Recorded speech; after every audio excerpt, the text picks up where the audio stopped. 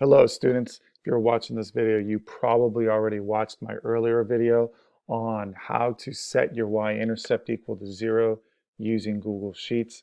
When you insert an equation in, so I'm going to edit this chart. When you insert an equation under Customize, you go to Series.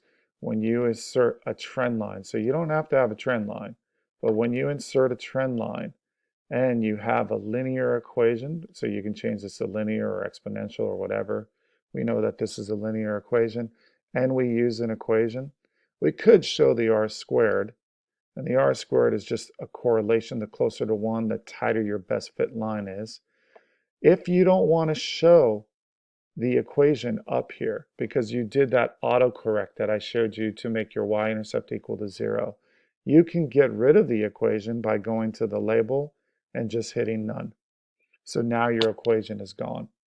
So if you watched my earlier video, I showed you how you can make your y-intercept equal to 0 by simply typing in the function equals line estimate, type in the line estimate, then I highlight my range values, then I highlight my domain values, put another comma, and then type in false because you're adding a false point, logical false value of a y-intercept equal to 0, close parentheses, you hit equal, and then you get your slope and your y-intercept, which I have that equation right there.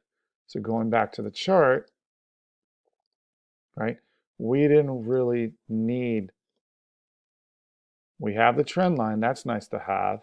We see that we have linear, but what we didn't need to have is the equation on there because we didn't want this y-intercept. We wanted it to equal 0. So you can easily get rid of that by hitting none. The other thing you might want to do is add grid lines to make this a little bit nicer. So you can always click on that. It'll bring you up to your horizontal axis. However, better way to do it is go straight to grid lines. And on my horizontal axis, I could add minor grid lines. Now, it added 2 automatically. So what that means is there's 2 minor grid lines between the majors. Now, my majors 4 and 6. So 2, that's not really useful. I mean, maybe if you have 1, that would be a little more useful because you could say that's 4, and then that's 5, right? And then that's 6. And that's why this point right here is your 4.93. But maybe you want more than just 1. Maybe you want 3. So you can go 3. And now each one is 0.5. So like 4.55, 5.56.